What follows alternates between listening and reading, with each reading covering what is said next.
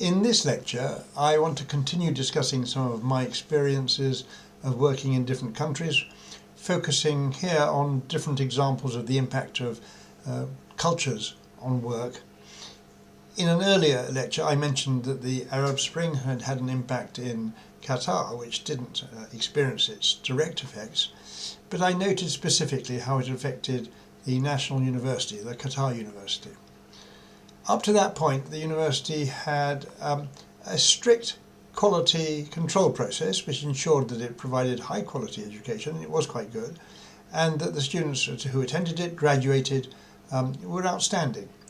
But the government was so alarmed by the prospect of an Arab Spring type reaction in Qatar, especially among young people, and there were many young people who were disaffected because they couldn't go to university, that it obliged the university to lower its entry standards, change its approach to teaching, and effectively lower its graduation standards. The result was that pretty well everybody could go to the university and be sure of a degree, and the education that the students received was pretty worthless. The other thing that I'd say about many of the countries that I've worked in, and not a positive observation I'm afraid, but that may be to do with the sector that I'm working in, the university sector, is that people often know what should be done and they go through the motions of doing it, but it's only lip service and doesn't go deep. One example of this is measures to improve quality of teaching, quality assurance.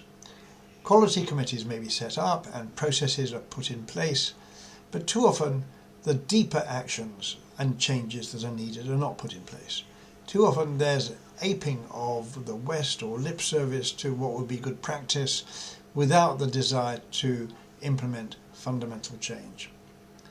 Something else, again not positive, especially among the newly rich countries of the world, I've observed especially in the Gulf, but this may be true elsewhere, is the expectation and the exercise of privilege. This shows in two ways. The first is the expectation and the reality that only the most senior positions are worthy of being held by local people. Managers of banks, for example, presidents and vice presidents of universities, and directors of services. But very often, although the positions are notionally held by locals, the reality is that the work is done by assistants hired from overseas. That itself isn't especially pernicious. What is pernicious, though, is the sense of privilege that this shows and the expectation that's developed among the young. This was called out in Qatar by the president of the National University, who complained that young people in Qatar had an expectation of going to university regardless of how well they had performed at school, and once they were at university they had an expectation of a good degree regardless of how well they had performed there. Now this observation, which was true, nevertheless gave rise to fury among the local population, uproar on social media, and demands that the president should be removed. She held on, but the damage to her position and her reputation had been done.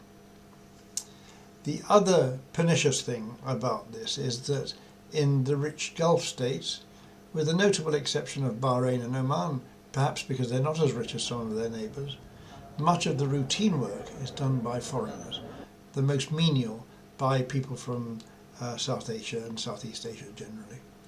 The attitude of locals to these workers is often disgraceful, and yet they keep coming, because however bad things are at home, things are in the Gulf, where their adopted home is, compared to the others who live there, they're nevertheless better, and they're better paid than they would be at home.